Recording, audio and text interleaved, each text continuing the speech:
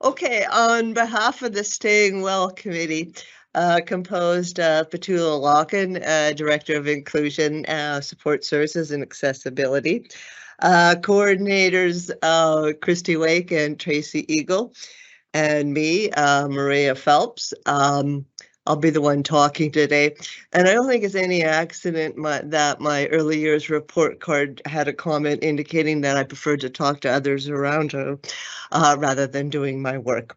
This is the fourth year that we've been doing this. And so we'd like to welcome you to this session, How to Support Your Child with ADHD. This April 23rd, 2024. As you know, there will be resources available that we will be sending out.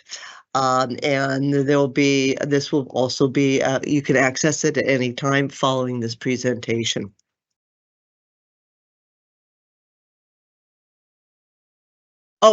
There is just a reminder, there is a delay. So there is a little bit, I present a slide and so there'll be delay in terms of responding to questions. And there is a question and answer to add questions. And so the questions will be really reviewed and we'll try to answer all of them, but we might be sending you some answers on the next day or two. I just want to direct your attention to this fabulous array of people with ADHD. All of the strengths of ADHD are really truly illustrated here. The musicianship, the artistry, the athleticism, Michael Phelps, for example, absolutely no relation, but also to the entrepreneurs such as Richard Branson, founder of Virgin Inc. And the scientists, such as Einstein illustrated there, who was ADHD, as well as the astronauts as well. And they illustrate that people with ADHD can thrive and flourish. I'm not diminishing the challenges because there are challenges associated with ADHD, but there are people, many of them who are maybe our co-workers or family members or our kids' coaches or our teachers, our doctors, lawyers, and policemen who also have ADHD and are also thriving and flourishing. And they are doing so in part because they have workarounds. So that will be the theme today, about workarounds that you can use at the home. Many of them we use in the school setting, and giving your kid the strategies that they need so they can also thrive and flourish as they ascend the grade ladder, as they go out into university or Red River or into the place of employment, and have all the schools they need to really, in some sense, circumvent the challenges, as well as recognizing the significant strengths these people with ADHD do indeed possess. Now, ADHD, attention deficit hyperactivity disorder. I prefer the word neurotype as opposed to disorder. Really, it truly is just a different way of thinking. And, you know, there are three kind of collection of symptoms. There's that impulsivity. They interrupt you before you've even completed the question. Or hyperactivity, acts as if driven by a motor. At the dinner table, they're fidgeting in their seat. And inattention. They really, truly have difficulty with that sustained focus. Now, according to the DSM-5, that's the big book of diagnostic criteria, everything that includes things such as ADHD. There are three types. One is primarily inattentive, so those are the most dominant of the symptoms, where they really may have, they're getting distracted easily. The other type is primarily impulsive hyperactive. Here again, they're fidgeting and they're squirming and they're interrupting and they may be acting impulsively. Maybe they should be using their inside voice and instead it's their outside voice. And the most frequently occurring is combined. So they're both hyperactive, impulsive, and inattentive. Okay, now, people with ADHD. they can't pay attention. All you gotta do is watch somebody with ADHD playing a video game. Really, the problem of ADHD is a problem of sustained attention and regulating that attention. The thing about a video game is high rate of reward and reinforcement, positive reinforcement. Beep, beep, beep, beep, beep. Now, contrast that to a math worksheet. And here the rate of reinforcement maybe not there, maybe delayed before they get a reward. It may be something that's uninteresting because that's the thing with an ADHD, can be really interest driven. And another challenge that they have is with alternating their attention, maybe reading a book and then switching that attention. Maybe they're really into that book, but switching that attention now to make notes because they have to submit a book report. So those are the things that really, in some sense, ADHD is a challenge of sustained attention, especially when it's routine, potentially boring work. Now, one of the leading experts on ADHD is Russell Barkley. He has a website and he has all kinds of materials and resources. And what he has conceptualized ADHD really as an executive functioning disorder. An executive function is really a collection of skills, everything from regulating attention to regulating mood, getting your work done. And so ADHD is often more than just that inattentive piece or hyperactive piece. And we know that ADHD is not a result of parenting style. We know that it is genetic and it tends to run in families. But what ADHD actually is more than just attention. So we'll talk about time myopia, that sometimes referred to as time blindness. You need to get ready for school and they're leaving it till the last moment. There also know that the ADHD brain has often been described as a kind of a hungry reward center. And that's why if you think about the level of rewards that accompany a video game, that is why they can sustain attention. The other thing that they tend to do is that overvalued now, where they're not seeing what they need to do in the long term, they're just focusing on the here and now. Now, the part of the brain that houses these executive functions is called the prefrontal cortex, and that's located right behind located in the frontal lobe, right behind the eyes. And this is the part of the brain that regulates attention. It regulates emotions, because we know that sometimes kids with ADHD can have challenges in that area, as well as regulating, getting your work done or considering the planning and prioritizing that you need to do in order to do well at the high school level so you maybe can get into the university of your choice. And it turns out that this part of the brain is often referred to as the brain boss, the CEO of the brain. And if your brain is the cockpit of your body, your prefrontal lobe is the pilot, and that reflects its importance, especially for anything that's goal-oriented. Now, some of the additional challenge is for those, if your child literally is under the age of 25, you are dealing with a brain that is still developing. It is not fully formed at all. And if that doesn't make it even more complex, each of those 8 areas of key executive functions all have different developmental trajectories. So they're going to reach adult levels at very different times. Now, one of the things that we know that that part of the brain, prefrontal lobe, actually exerts control of that impulse area. So you stop and think, inside voices versus outside voice. It controls and regulates emotions. So maybe there's not an overreaction to maybe just a minor frustration. Working memory is a key component. Often this can be compromised in kids with ADHD. If you are waiting by the door, ready with your key in hand, ready to leave the door, your child comes by and only has maybe their backpack and their they're, but there's no lunchbox, there's no coat. That's a failure of working memory, because working memory is keeping things online long enough to complete a task. You also need that for academics. The classic example is anything multi-step. If you think about writing, punctuation, capitalization, and spelling, and who my audience is. And so sometimes kids with ADHD can also struggle academically as well.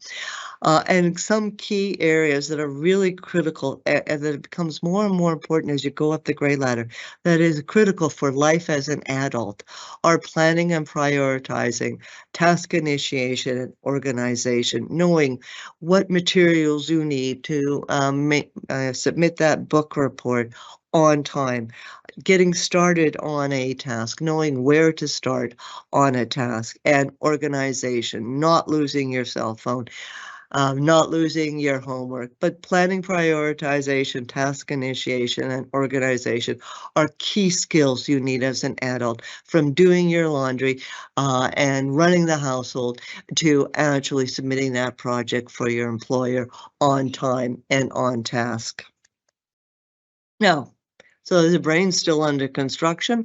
Now, when we talk about ADHD, those key functions are actually delayed in development compared to a child who does not have ADHD. So if your child is 13, it has the working memory skill of a 9-year-old. And at age 13, that's when that working memory is actually at adult levels. When we talk about attention control, the child will not reach adult levels of attentional control to age 16, and your child with ADHD has the attentional control of an 11-year-old.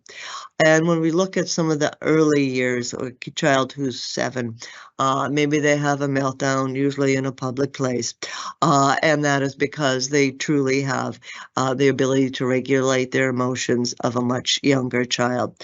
And that is why, illustrated here, why kids with ADHD need support, need that scaffolding, and we need to provide them with the skills that they need, and that might include repetition and reward until it becomes automatic, so they can deploy it at adulthood and achieve whatever dream they want to. Now, another thing that we know about ADHD is that brain area is delayed in development. And we also know that that brain part, that prefrontal cortex, is actually underactive compared to a brain without ADHD. And that part of the brain sometimes is referred to as a stop and think center. Think about it. Maybe that's an inside voice as opposed to outside voice. Maybe you have to need to keep your hands and feet to yourself rather than going after another kid when you've lost a game. And what we also know is that part of the brain, there are lower levels of dopamine, and that's what the medication does. It prevents reuptake of dopamine. And these two drugs, the norepinephrine, neurotransmitters, and dopamine, play a critical role in ADHD, as you can see here, involved in attention and concentration and pleasure, and really that reward motivational drive.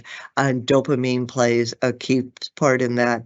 But we can actually get a little hack into that by doing things like rewarding them when they follow instructions or when they have a good day at school.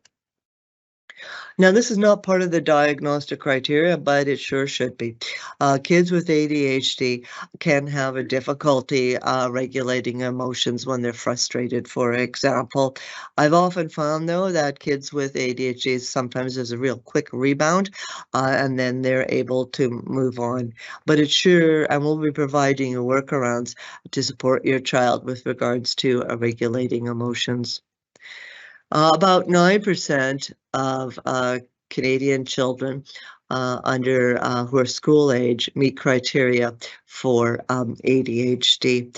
And we know, as I mentioned earlier, that one of the reasons that there is a genetic component to ADHD. There's also a higher probability of having co-occurring conditions such as being oppositional and defiant. And ODD is just refers to oppositional defiant disorder. Kids with ADHD can struggle academically. Maybe they rush through work or they submit work of low quality. And maybe not really showing their true potential. But 50% of kids with ADHD also meet criteria for dyslexia. And dyslexia is a smart kid who maybe has challenges with regards to reading and spelling and maybe reading fluency as well. And so that's an additional hurdle for kids with ADHD. And some kids with ADHD maybe have that low mood, that irritability, or that worry of anxiety. Again, it is an increased risk. It doesn't mean that it will 100% happen. But I find that kids with ADHD, paradoxically, it can also be perfectionistic. They may race through the work and be unsatisfied because it is not perfect. And perfectionism is in some sense related to anxiety. Now, if you've had a challenge in the school setting, you've been struggling academically, having difficulty with peer relationships, having difficulty with authority, such as a classroom teacher, etc., there is an increased risk of school dropout. We know kids with ADHD, that is indeed an increased risk, not 100% likelihood. We also know that if your argument is defiant in the home or in the classroom, the penalties are going to be less compared to that in the workplace. So they tend to have a job turnover rate. They may get easily bored and flit from job to job as well. And if you're inattentive, hyperactive, and impulsive, in the classroom or as dinner table. Imagine what you're like behind the wheel of a car. So they tend to have higher rates of, speeding tickets. A good friend of mine, she definitely qualified for those speeding tickets. But when she had children, she went on medication because she had to, buckle in her precious cargo in that car. Now, what works? Just a recent a systematic review in pediatrics, so it was published April 2024, reviewing all the treatments that are out there, from medication to supplements to nutrition to removal of sugar to behavior management plans to therapy. The single most effective thing that they found out based on this comprehensive systematic review was medication. There's no two ways about that. And what the medication did compared to all the other things that were out there had the biggest reduction in inattention, the biggest reduction in hyperactivity, and the biggest reduction in impulsivity. And really, what it's really had a powerful and beneficial effect on disruptive behavior, being argumentative, defiant, maybe verbally aggressive, and physically aggressive. And this is a choice that definitely is made with the doctor, but the doctor will always try to recommend the lowest optimal effective dose. I often call it kind of the Goldilocks level. It's not too much and it's not too little. But as always, that's a decision you make in consultation with your physician. But, pills don't equal skills. It's not they will still need workarounds for time management, and that's a skill you definitely need as you become an adult. They will need workarounds for planning and prioritizing, especially if it's something they're not interested in, but that's life. Or organizing, making sure that I have everything you need and you don't lose that big project, and getting started on something that maybe you may not be interested in, or maybe it's something that's actually positively has to be done overnight for your employer or your university prof or your grade 10 teacher. And many of these strategies I'll be talking about are typically embedded within a positive behavior support plan or an adapted learning plan, which is really strategies to help kids with ADHD reach curricular outcomes. It might be something that's targeting increased work production or giving them more time to complete the project.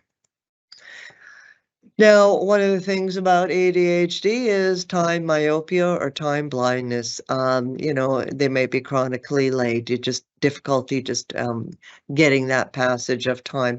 Now that becomes more of a challenge, at the workplace. You're trying to get ready to leave the house and they're procrastinating. They're putting off things to the last moment, like getting dressed. They can also have difficulty completing those long-term projects, as well as difficulty dealing with transitions. Again, we'll be talking about workarounds for that. Now, there is a phenomenon for people with ADHD called hyperfocus. They can lose themselves in things such as video games because of the high rate of reward. They can also lose things in things that they find inherently interesting. Emily has been called 1,000 times, but she hasn't heard because she's been focused on her interest into dragons. And so time can pass by when really they needed to focus on maybe doing something else, such as doing their laundry, such as working on that book report. Now we know that ADHD, sometimes there is a challenge with motivation. Contrast a video game for getting that math worksheet done. And that is why that reward-hungry brain really benefits from the use of rewards, really benefits from external motivation. What's an example of external? Praise, high five, clap, celebrate, recognize when they've started something. A paycheck is external motivation, and so too is a compliment. And we'll find out that's really important for kids with ADHD, as well as we'll be talking about all kinds of workarounds, from knowing creating lists to identifying productive times. As your child gets older, they may suddenly become early birds or maybe night owls. That might become how they make sure that they're meeting those university deadlines. Another thing I'd like to talk about is ADHD in girls. And we all know early identification, early intervention, better outcome. We also know that girls are underdiagnosed as children. So boys are diagnosed at a higher rate as children. As adults, it evens out. So that means we are missing them. And we are missing them because in some sense, their behaviors are a little more subtle. They're less external. And so we tend to not provide the support we need to provide to them.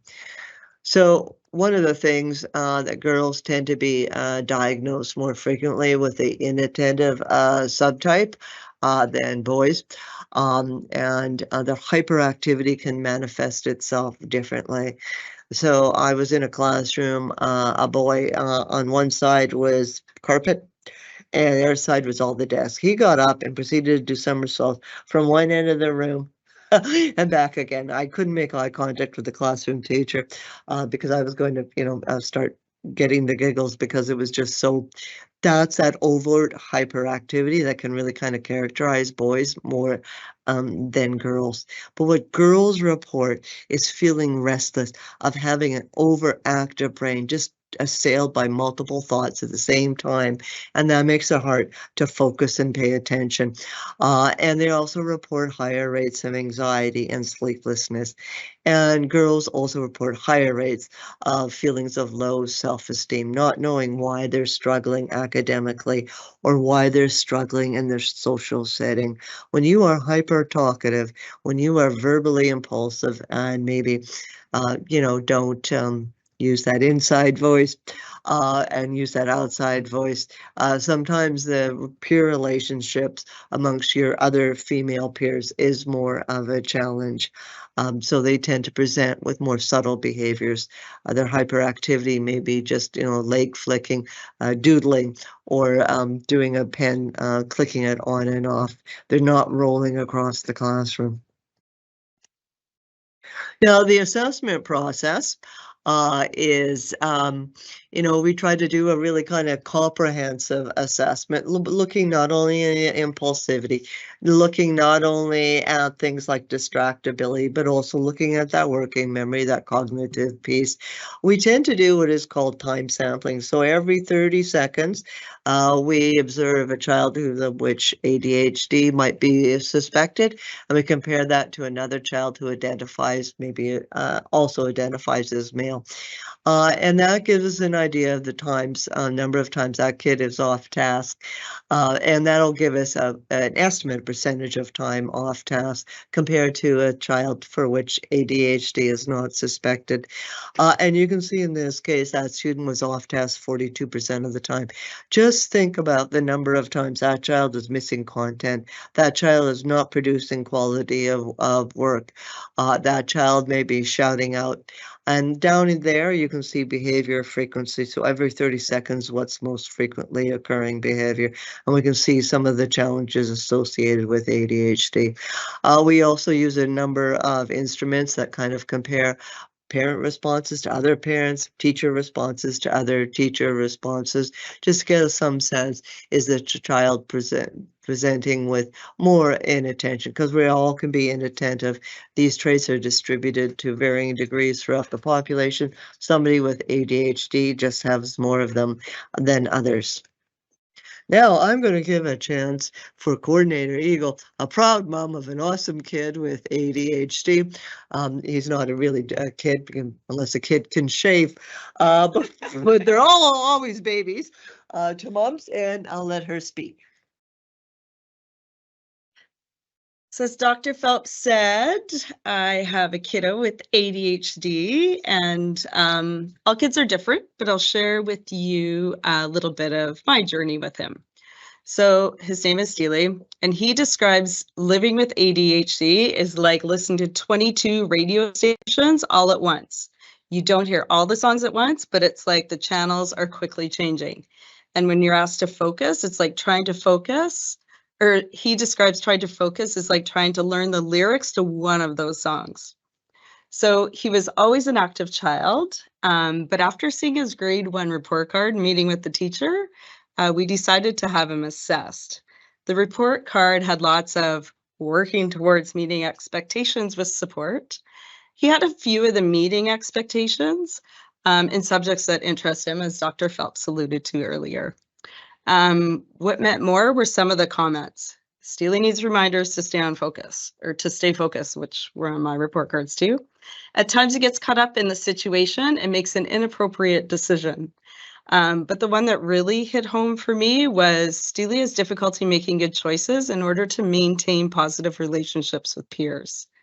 So at the beginning of summer, between grade 2 and grade 3, he was diagnosed with severe ADHD combined type. His long summer is definitely a journey to find the right medication for him and to also find that lowest optimum dose that Dr. Phelps referred to too. So he was fortunate in grade 2 to have the same teacher, and his grade 2 report card looked a lot different. It had all exceeding expectations or independently meeting the expectations, but more importantly to me were the comments changed too. So some of them were, Steely works very well in a group setting and is always contributing positively to the group, which was not the case in grade 1. And Steely is working independently at grade level with significant improvement in his reading and writing. So we definitely noticed a huge improvement both academically and socially.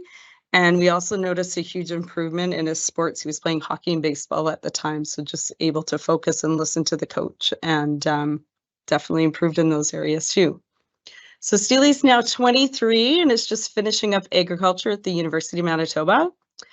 He definitely still has challenges with time blindness and impulsivity, organization, procrastination. You do not want to see his room. But using the tools and strategies and lots of apps he uses too, along the way, he manages to always get the job done. I don't know how sometimes, and has lots of successes. So yeah, we're really proud of him. You're up, Dr. Phelps. Thank you. Just let go Jets. Coordinator Eagle is off to the Jets game. And as we know, her attendance is pivotal to the Jets winning. I just wanted to bring that in because, that really is critical, is a mom's perspective. And that clearly this child, he's not a child, I mean, the dude shaved, but, is going on and will be graduating soon. Although I know sometimes his mom is driven to distraction, but, that can happen at any age. Now, the reality is the tips we're about to give you, the workaround, how to help your child be successful. Many of them are deployed at school, but, if we want to ensure that your child has the skills they need to also get that degree in agriculture, that they're also used at home. And some of these skills set that we'll be talking about, these workarounds, will probably make your life a little bit easy. Because as a mom of a kid with ADHD, some days are going to be harder than others, and some days are going to be better than others. But there was somebody I know was an adult with ADHD and diagnosed late. And this individual described life as an adult as just being chronically overwhelmed, from laundry to bill payments to due dates, and just what a feeling of knowing that there was a word for it, but also too knowing that there was a lot of these workarounds, and we'll be talking a lot about apps. It really truly does make a difference in individuals' lives. Now, there are some ADHD parenting tips. They really thrive with that structure and that predictability, maybe in the form of visual schedule. They get a lot of negatives from maybe their peers, from other adults in their lives. Praise is critical for this, and the ADHD brain is especially sensitive to that. We just need to do more of that. Sometimes you got to make eye contact. You got to get it down at their level, if for those little dudes, just so that they're paying attention to you. And be consistent. We'll be talking about the value and power of using a rewards, and it's really critical that you use the rewards consistently. You can imagine if suddenly your paycheck, which is a reward for showing up, suddenly became erratic, and you wouldn't show up as often. So the behavior is often contingent upon the delivery of the reward, and vice versa. What's really also important is the house rules, the expectations are clearly defined, and we'll talk a little bit about that. And what also, tell kids what you want them to do, not just what you don't. So in a school system, I often say to a teacher, don't say, if you don't sit down, I can't help you. What you should say, if you sit down, I can help you. And you can see just that change in tone of voice, even as you're saying it, really makes a big difference. And a thing that we also know is really powerful is called dividing large tasks into small steps. So instead of get ready, you're going to have maybe a visual with, brush your teeth, get your backpack, just breaking it down. So that way you're not, in a kind of quasi-rage state as you're just trying to get to work. Maybe you have to also drop a toddler off at daycare. And what's also important is staying calm. And we also will be talking about self-care if you are a parent of a child with ADHD. Now, one of the big tips is learn about ADHD, learn about everything you can about ADHD, but go to the reputable sites. And, encourage your child to learn about it, because acceptance is really kind of a critical part of the journey towards thriving with ADHD. CADRA, Canadian ADHD Resource Alliance, that's one of the resources we'll be providing. Excellent website, all kinds of information. My two new favorites are now.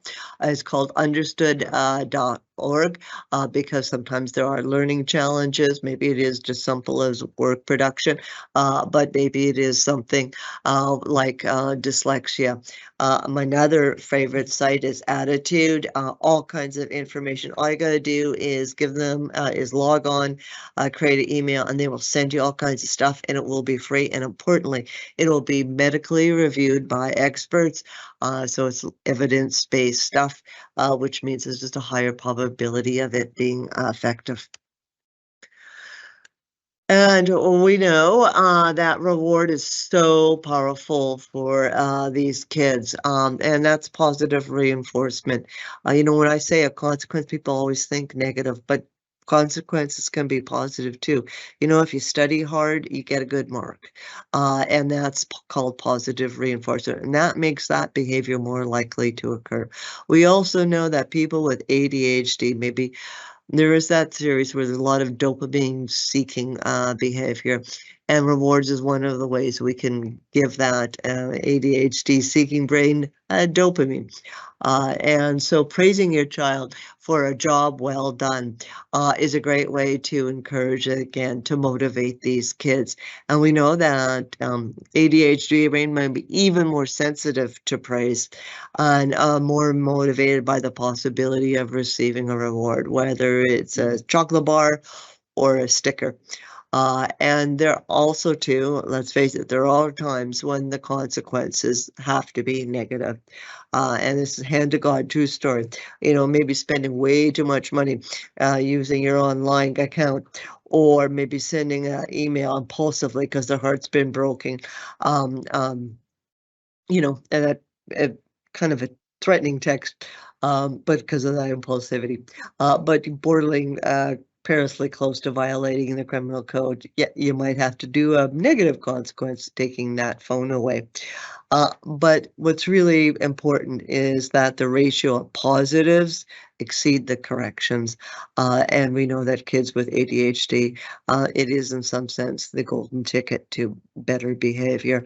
And what's really critical, because they live in the here and now, is that immediate reinforcement as soon as you can to deliver a reward to kids with ADHD when they do the right thing. So there's all kinds of ways you can kind of clearly delineate the expectations, as you can see here, and making it concrete and explicit, and maybe even laminate it. Does you have to have that many house rules? No, but maybe something as I use kind words. Maybe I told my parents thank you today. There's an idea. But also too, there's all kinds of ideas for rewards. You don't buy them a car, you give them little things that they can use up quickly for all kinds of ages. Maybe it is having bacon for supper, maybe bacon and pancakes for supper, a traditionally breakfast meal, but frankly, you can eat it at any time because it's yummy. Or maybe it's something, something as simple as they get, 10 minutes extra iPad time, or they get to choose the dessert for today, or they get to choose the game for family night. And because if you promise them that you're going to take them camping, you may as well tell them at the weekend, you may as well tell them that you're going to take them camping at age 40. That is too far away for them. And so they definitely need that high rate of immediate reinforcement. And we know that sometimes the biggest battle occur trying to get ready for work, try to drop them off at school, maybe waiting for the bus. And that's where that visual schedules is really important. They will be using visual schedules. There are visual schedules that are now apps, and it's just kind of breaking it down and rewarding them and recognizing. And there are sometimes it's easier just to point to the laminate that's up on the fridge, that rather than saying again and again and again, get dressed, brush your teeth, and so on and so on. And some kids really thrive where they have that weekly visual schedule. A lot of these are just available too on Pinterest, but the school can also provide information and examples of that you could modify it to your tailor it to your own needs. One of the big things we know that's really powerful is called chunking. We use that a lot, and that's just breaking the task up into little manageable bits, so you don't have the tears or you don't have the nuclear explosion of a rage state. And it really kind of helps you get started on things, whether it's the laundry or whether it's submitting that book report or that project for your employer. I always call it divide and conquer. And why does it work? Because it just makes it less overwhelming. So you're just setting your child up for success. at a higher rate, and they move from I can't do it to I can do it because each step is more manageable. It's like saying spring cleaning, big job, but if you break it down to room by room, it just makes it more manageable and easier to attain that success. Use technology to your advantage. Courtney, you just talked about the apps that are available, how he relies on it. That's because it's also too motivating. There are AI apps where you can literally generate an entire schedule. You know, and they're just not for entertainment. They are just so important for kids with ADHD, especially as they get older. There's even an app called Remember the Milk. There's Attitude, the ADHD Guide to Mobile Apps and Digital Tools. These have been tested and approved, everything from sleep to creativity and social skills, for example. And that's one of the handouts that we've got about how to encourage sleep for kids with ADHD. And you can see a list of at understood.org. And one of my other favorite sites is apps to help kids who are teenagers deal with everyday challenges. And we talk about managing time blindness, and really, in some sense, that's the clock for kids with ADHD. You can just see it, just really a challenge for it. So, if you want to make your life easier and give them the skills to make their life easier as they get older, is that passing is set timers, alarms, or reminders. Look, our phones now have reminders as well. That can help with taking their medication to when they need to get ready to leave the house. Will you have to remind them sometimes? Will you have to repeat it? Yes. Yes. But they will respond to that as well. And here are just the time management apps that are available, such as Evernote, reminders. There's all kinds of apps for the high school kids. As I mentioned, there's the old-timey day planner, you know, concrete hard copy, but there's also AI day planners right now. It truly is amazing, the kids, the world these kids live in, and even I'm using AI now. So if I can use it, anybody can use it. But here's an old-timey assignment checklist. Now imagine that if you knew when all your child's assignments are due. It's just additional way that you can support them to meet those deadlines. And list. This one, Hello Beautiful, get stuff done. I got a Mother's Day cup mug that said Hello Beautiful. It said Good Morning Beautiful. Every time I reach for it, it cracks me up. Don't know why it does. List. There's the old-timey list. You know that they're going to forget their soccer practice stuff that they need. They only need 5 things, but it's going to be a recurring theme. So the challenge here is sometimes they're also going to lose that list as well. That's why that digital virtual assistant may be a better choice. And encouraging them to use a list. It'll be something that they will use as they get older. And there is an app for that as well. Now, here are the to-do list. We know that these kids need structure. We know that these kids have problems with time management. We know that helping you to prioritize the task, that can be a challenge for them. Less to hold in your head because they don't working memory, but it reduces anxiety. And there is something inherently reinforcing by crossing things off your to-do list. I just want to direct your attention to the bottom of the daily organizing checklist. Working with family. Grade 5 project due. With collaboration with the parents, the child completed the project, lovingly decorated that folder, put it in the backpack, went to school, and did not turn in that project. And so sometimes that's a benefit of having a checklist. Then there was the just after school, rather than reminding, you'll have to remind verbally, but sometimes it's just easier pointing to that list of tasks. You breaking it down for them. You see little boxes, you can give them little check marks for it. Maybe they can redeem it for, a chocobar, 5 extra minutes of iPad time. And you just see how now they're taking the lunchbox out. Maybe they're doing homework, and if they do everything, maybe they get some extra free time. And just one more thing, right at the bottom, that's what's used in the school. You can see the word finish with an exclamation mark. Sometimes kids need that clearly demarcated finish line as really kind of something to aspire to, and something that this is the end, and now we can move on to something else. Now, anxiety or depression, and sometimes they don't meet diagnostic criteria for anxiety. Maybe there were rewards, but it's not having such a big negative impact on school and home, but they may be presenting with a little bit of anxiety. That's why it's not capitalized, or maybe a low mood or irritability. Here again, the single most effective type of therapy. But really, when I say therapy, really it's all about the strategies, cognitive behavior therapy strategies.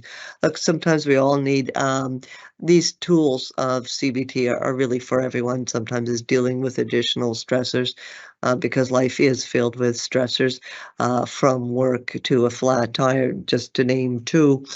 So Anxiety Canada is one of the best websites out there, filled with cognitive behavior therapy tools, but also short little videos about a child talking about their own journeys with anxiety. Maybe it is perfectionism, and sometimes it's more powerful up here.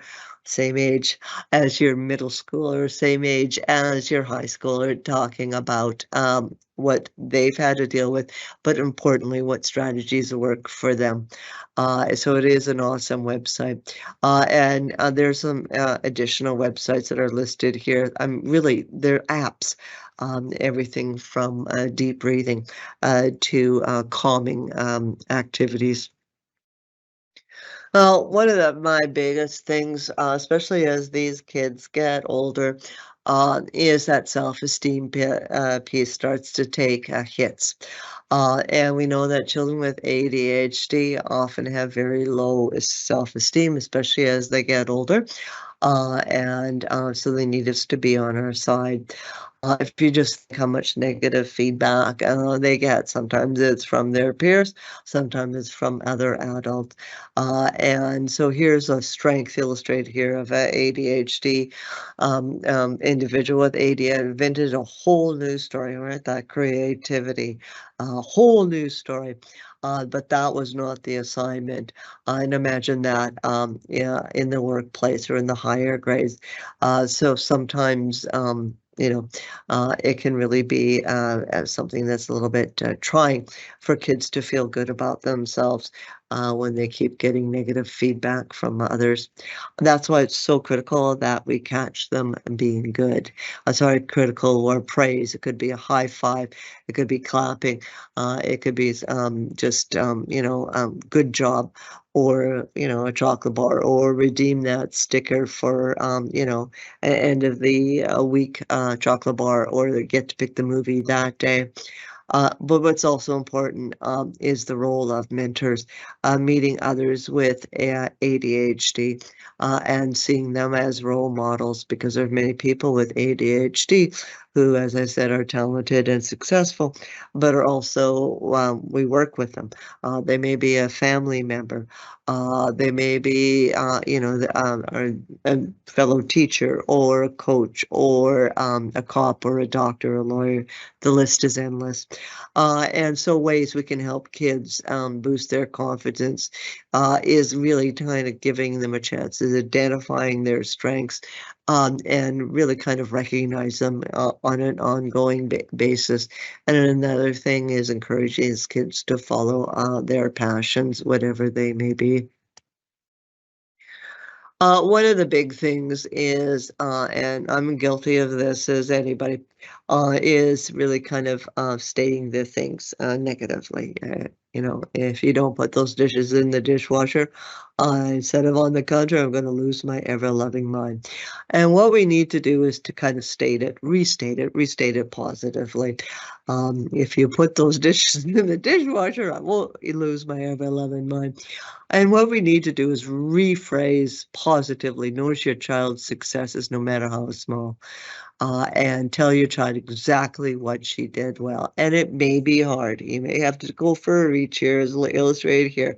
I saw how you tried not to yell at your sister, even though you did.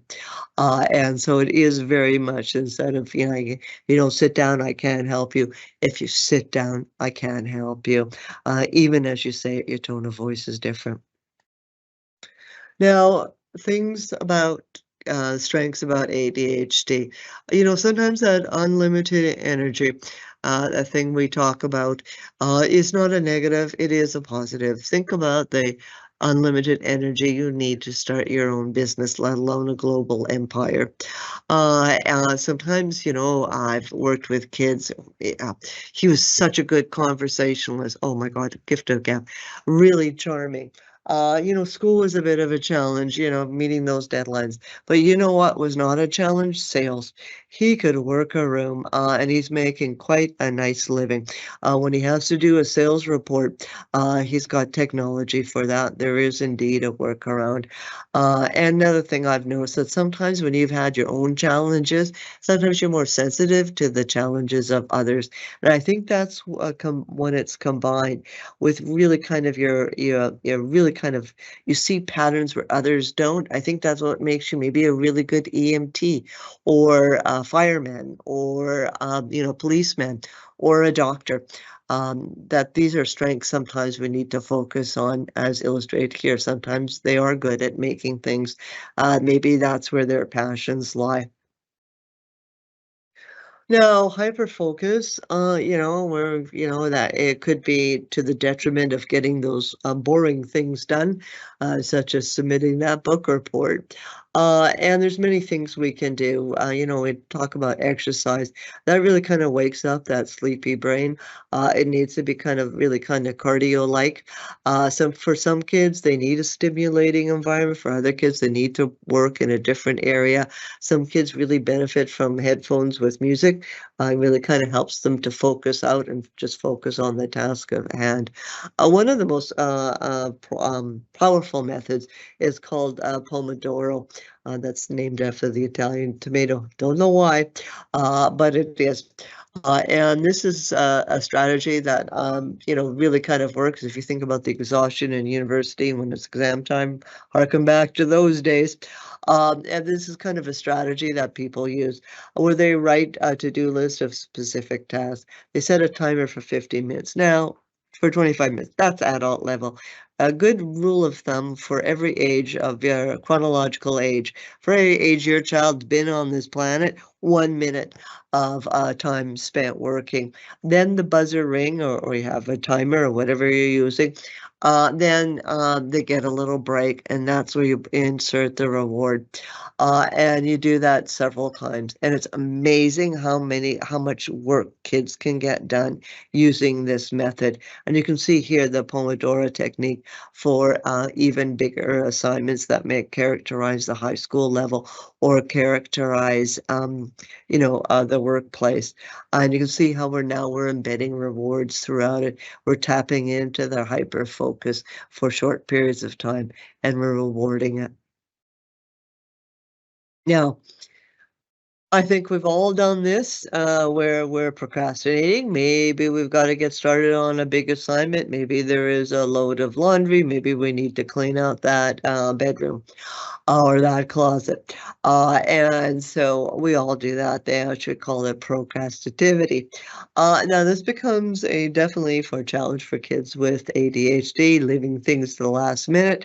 And that can be a challenge, especially in the workplace setting, but especially as they go up the grade ladder, or maybe you just want to leave that house on time so you can get to work on time.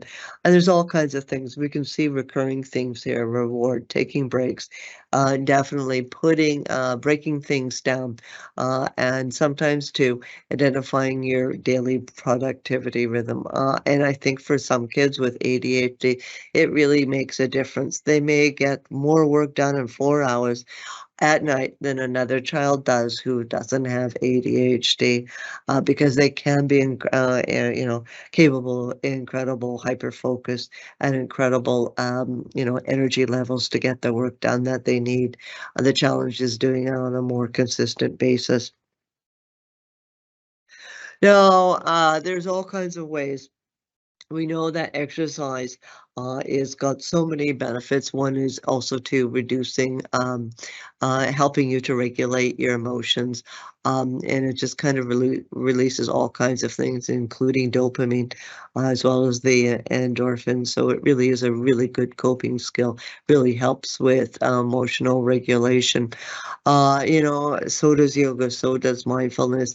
But I find too, kids also need strategies they can deploy in the minute, such as taking a deep breath or counting to 10. Another one is called name it to tame it. And here you just acknowledge, just by saying the word I'm angry, that the prefrontal cortex goes online and kind of puts the brake on that emotional center of the brain, because that's its primary function. So that's called name it to tame it. Another way is to combine it with positive rephrasing. Maybe your child has to do a presentation and is worried about it, is anxious about it. I'll get he or she to rebrand it as I am excited. And just that simple rebranding can make a big difference in kids with ADHD, or with any kids dealing with challenges, because life is filled with them. No, not every kid has challenges with social skills. They may have elements of challenges with social skills, as we saw in the case of uh, Coordinator Eagle's son. When the medication was on, he was a positive member of the group.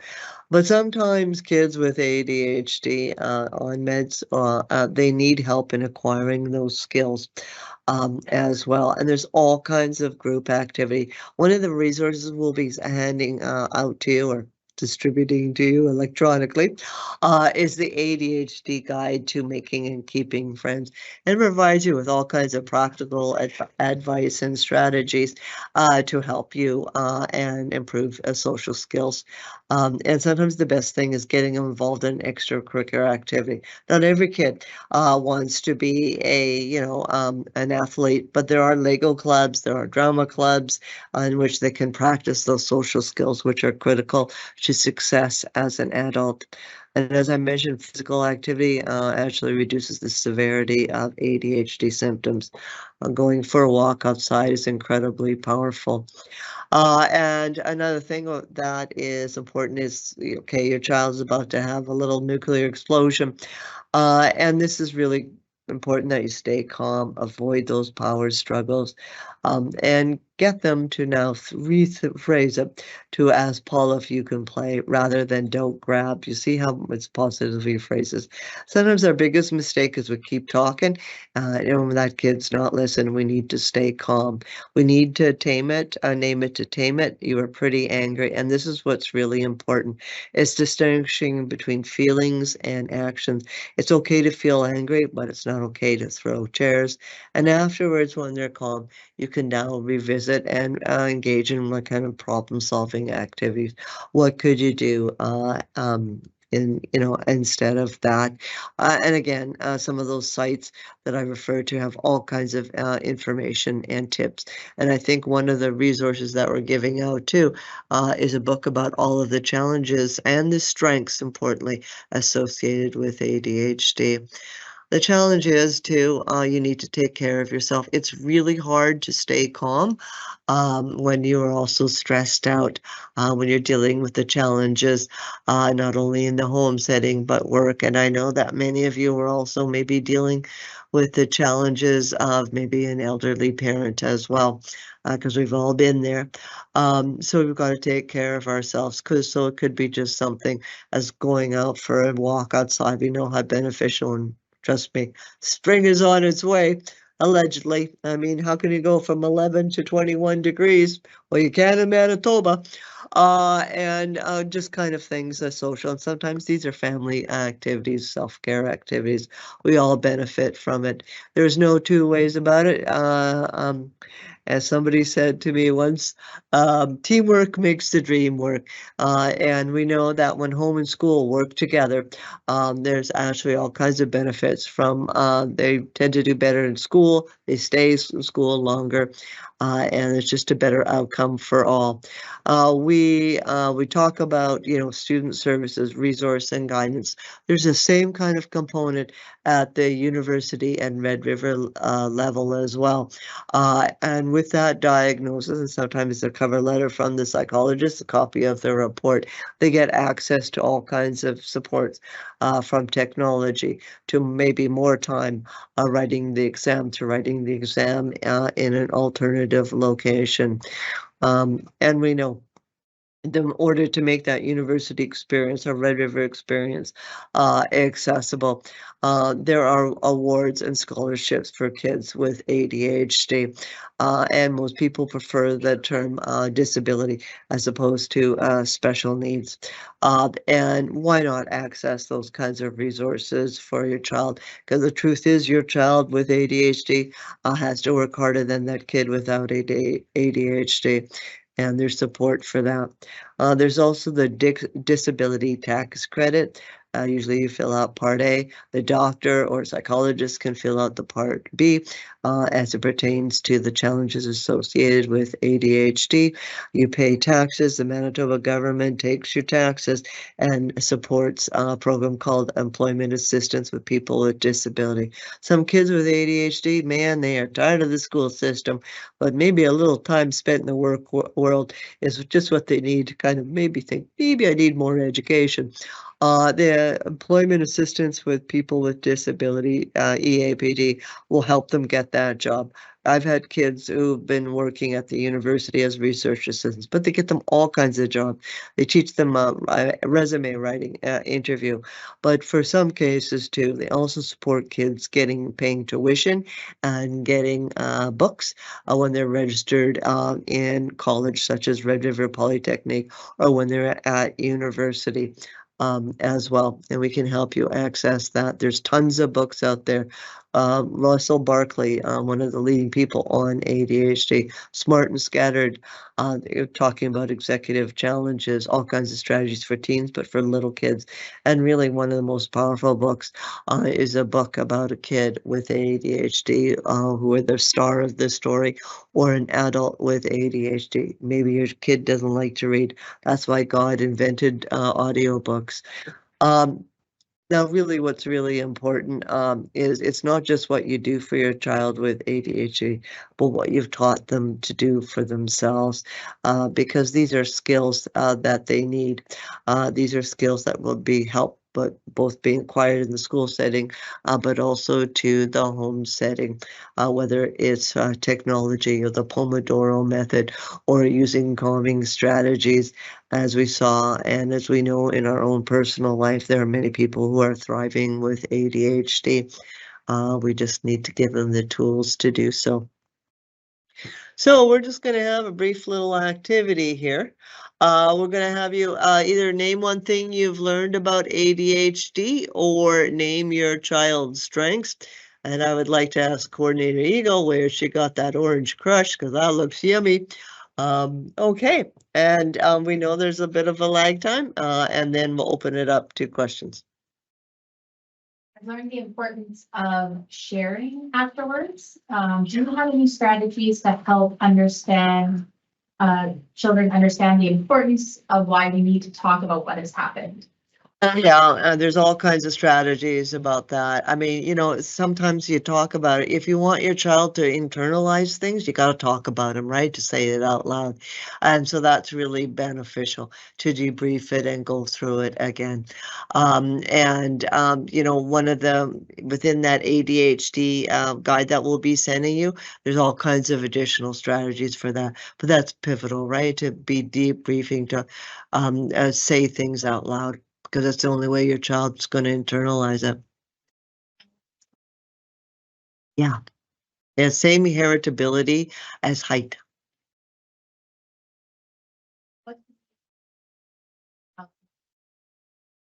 Well, there's been some revisions in the DSM-5 where they've kind of lowered the age, and definitely it can be as young as 4, 5, 6, 7. That's only in severe cases, and they probably wouldn't prescribe medication. But as you see, it's usually, you know, 6, 7. But you see the seed, you already know. Especially with boys, you already know that there are going to be challenges ahead.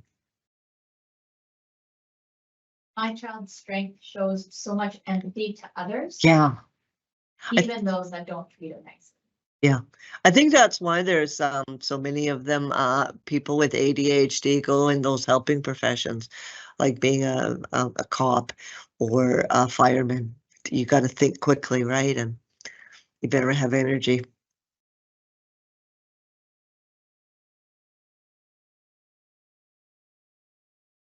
Yeah. Which is something she loves to do. Absolutely.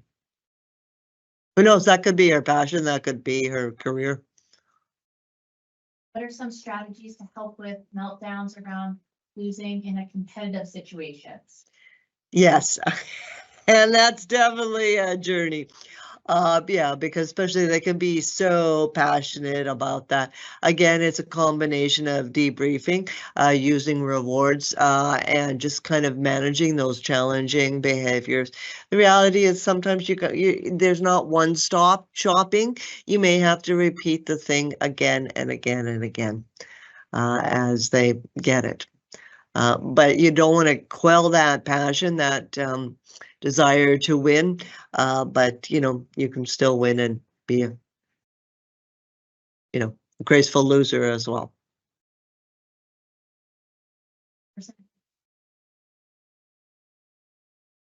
Yeah, it's just diagnosed. Yeah, you know, I mean, it's like as often with women's health, the criteria for a diagnosis are different from boys, from men and women. But the kind of standard for diagnostic criteria is male related, right? So yeah.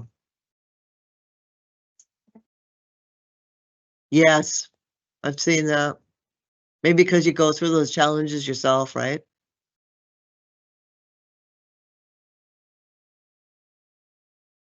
Wondering specifically which apps that you would find helpful, especially for adults and teens. Oh yeah, you know what? There's a whole slew of them. I mean, they are just out there. I always say if you type in ADHD apps, then test them, because I am not very technologically savvy, but that understood.org has a list of them. Attitude has a whole, you know, a couple hundred pages to that. But don't you find that when you use the app, then you find whether or not it resonates you. And all you have to do is ADHD apps for time management, and there's a whole slew. Okay, so now we're just going to bring this to a close. You know, if you do have questions, if you these are questions we can respond to you in more detail. We'll get back to you within, you know, maybe 2 business days with some of the you know, answers to these questions, and we have your email. And we'll send those personalized answers to you as well. And as I mentioned, we'll be sending out resources, how to help with sleeping, just kind of a fact sheet about ADHD. And another thing about ADHD, I can't remember what it is. Oh, social skills. because they also have information there about how to deal with, not killing the competitive spirit, but you want to definitely reward losing gracefully. Well, thank you very much for, coming online and spending another journey with the Staying Well Committee.